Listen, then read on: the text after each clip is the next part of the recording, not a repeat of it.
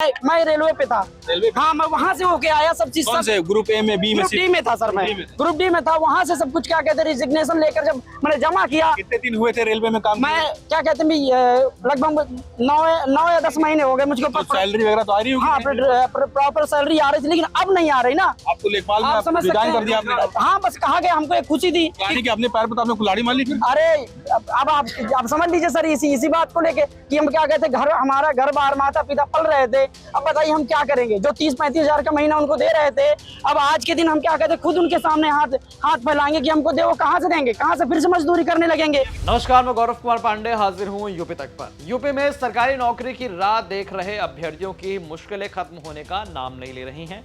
जैसे तैसे बीते दिनों यूपी पुलिस सिपाही भर्ती मामले में पेपर लीक होने को लेकर जब अभ्यर्थियों ने दावा किया, तो इस मामले को लेकर सरकार ने कह दिया कि भैया चले ठीक है, परीक्षा जो है रद्द होगी और दोबारा इस एग्जाम को जो है कंडक्ट किया जाएगा। इसी के साथ रिव्यू ऑफिसर यानी कि आरओ और असिस्टेंट रिव्यू ऑफिसर यानी कि एआरओ यानी कि सहायक समीक्षा अधिकारी और समीक्षा अधिकारी की भर्ती मामले में भी अभ्यर्थियों ने पेपर लीक होने का दावा किया है और तमाम सोशल मीडिया पर इसके भी स्क्रीनशॉट्स वायरल किए, जिसके बाद विभाग ने इनसे भी शिकायतें मांगी हैं। इसको लेकर अभ्यर्थी लगातार प्रदर्शन कर भी रहे हैं और इतना ही नहीं, 69,000 शिक्षक भर्ती मामले में 6,800 पदों पर अभ्यर्थियों को नियुक्ति नहीं मिलने पर भी धरना प्रदर्शन लखनऊ में जारी है। वहां पर भी बवाल चल रहा है। लेकिन इसी बीच जो है अब लेखपाल अभ्यर्थियों ने लखनऊ के राजस्व विभाग के सामने जो है जबरदस्त धरना प्रदर्शन दिया पिछले दिनों, और उनकी मांग है कि भैया इन्हें जो है नियुक्ति पत्र दिया जाए। दरअसल यूपी तक से बातचीत करते हुए इन अभ्यर्थियों ने कहा कि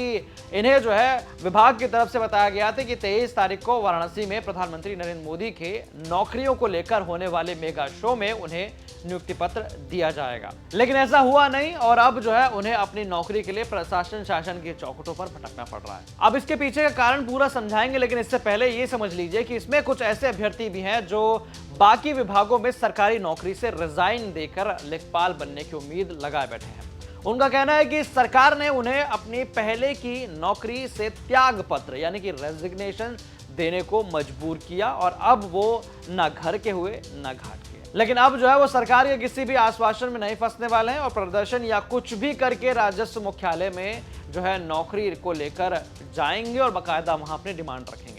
अभ्यर्थियों का कहना है कि उनसे एनओसी मंगवाई गई कि दूसरी नौकरी से इस्तीफा भी दिलवाया गया। अभ्यर्थियों का आरोप है कि इनसे 1 महीने तक जो है नौकरी भी करवाई गई, लेकिन अब जो है नियुक्ति पत्र देने में देरी की जा रही है। मैं बीपीएससी में पहले टीचर था। 31 तारीख को जब मैं रिजाइन देने के लिए आया तो ये बोला गया कि जब तक आप रिजाइन देकर के नहीं आएंगे तब तक आपकी योगदान आख्या नहीं स्वीकार की जाएगी, क्योंकि इसी तिथि से आपका योगदान आख्या राजस्व नियमावली के हिसाब से आपकी इसी तिथि से वेतन बनेगा। तो आप 2 वेतन नहीं ले सकते, पहले जाइए वहाँ रिजाइन करके आइए। हम लोग गए, फिर वहाँ पे रिजाइन करके आए और फिर यहाँ पे हमारी योगदान आख्या ली गई। 20 दिन से हम तो लगातार तहसील में काम करवाया जा रहा है। तो किस हिसाब से जब हमारी नियुक्ति हो चुकी है तो हम लोग क्यों इतना भटक? मैं रेलवे पे था। रेलवे पे? हाँ, मैं वहाँ से होके आया सब चीज। कौन से ग्रुप ए में, बी में? ग्रुप डी में था सर, मैं ग्रुप डी में था। वहाँ से सब कुछ क्या कहते रिजिग्नेशन लेकर जब मैंने जमा किया। कितने दिन हुए थे रेलवे में काम? मैं क्या कहते लगभग 9 या 10 महीने हो गए मुझको। तो सैलरी वगैरह तो आ रही होगी? हाँ, प्रॉपर सैलरी आ रही थी, लेकिन अब नहीं आ रही ना। आपको लेखपाल आप समझ में सकते रिजाइन कर दिया हैं। आपने? हाँ, बस कहा गया, हमको एक खुशी थी यानी कि अपने पैर पर तो आपने कुल्हाड़ी मार ली फिर? अरे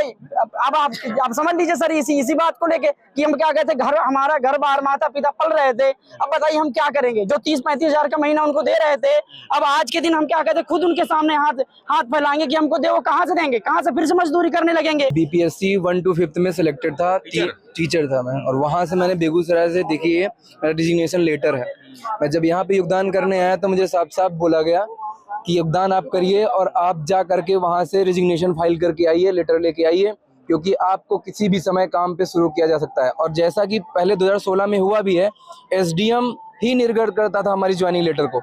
एसडीएम ने कहा भी है प्रॉपर, और 9 पेज का हमारे सदर तहसील का 9 पेज का पूरा पत्रांक है जिसमें लिखा हुआ है कि निम्नलिखित अभ्यर्थियों को नियुक्त किया जाता है।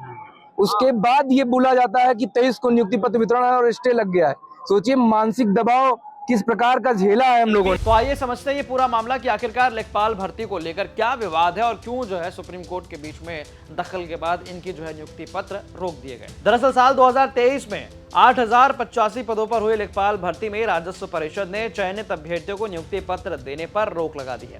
23 फरवरी को वाराणसी में पीएम मोदी चयनित अभ्यर्थियों को नियुक्ति पत्र देने वाले थे, लेकिन उससे पहले ही उत्तर प्रदेश अधीनस्थ सेवा चयन आयोग की सिफारिश पर राजस्व परिषद के आयुक्त और सचिव ने सभी मंडलायुक्त और जिलाधिकारियों को पत्र लिखकर नियुक्ति पत्र देने पर रोक लगा दी। प्रदेश में 8085 पदों पर लेखपाल की भर्ती के लिए प्रक्रिया साल 2021 में शुरू की गई थी।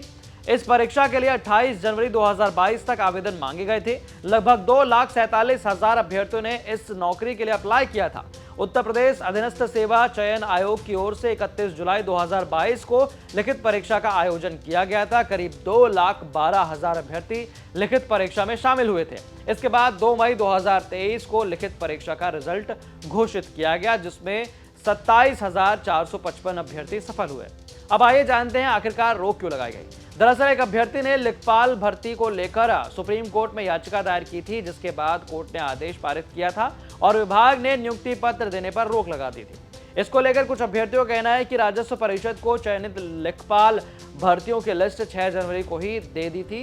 फाइनल चयन परिणाम जारी होने के बाद कुछ अभ्यर्थी कोर्ट चले गए और कोर्ट ने मामले में अंतिम फैसला आने तक नियुक्ति पत्र बांटने पर रोक लगा दी। अब रोक लगा दिए तो आगे सुनवाई कब होगी? दरअसल सुप्रीम कोर्ट में इसकी सुनवाई 22 मार्च को होगी। कुछ अभ्यर्थियों का कहना है कि राजस्व परिषद को अंतिम रूप से चयनित लेखपाल की सूची आयोग ने 6 जनवरी को ही दे दी थी।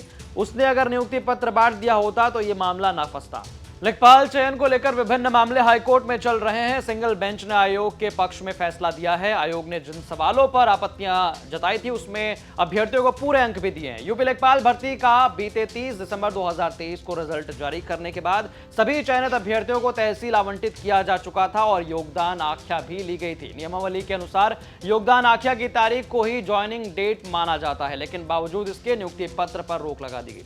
अचानक हुए इस फैसले से नाराज अभ्यर्थियों ने लखनऊ स्थित राजस्व परिषद के मुख्यालय पर पहुंचकर सचिव से मुलाकात की और नियुक्ति पत्र जारी करने की मांग को लेकर ज्ञापन सौंपा है। और साथ ही साथ सोशल मीडिया पर जो है तमाम हैशटैग भी चलाए जा रहे हैं कि लेखपाल भर्ती को लेकर इनके साथ जो है नाइंसाफी हुई है। सुप्रीम कोर्ट के दखल के बाद इनकी जो है नियुक्ति रोक दी गई है। कहां ये सपने लेकर बैठे थे कि अब जो है नियुक्ति पत्र मिल जाएगा, जिसके बाद ये आराम से नौकरी करेंगे, लेकिन सुप्रीम कोर्ट की वजह से जो है इनको अब थोड़ी सी और देरी का जो है सामना करना पड़ेगा। तो बाकी ये जानकारी आपको कैसी लगी हमें कमेंट करके जरूर बताएं। बाकी तमाम खबरों के लिए आप पढ़े यूपी तक की वेबसाइट्स का लिंक जो है डिस्क्रिप्शन बॉक्स में दिया गया और तमाम ऐसे वीडियोस और अपडेट्स देखने के लिए आप देखते रहें यूपी तक। धन्यवाद।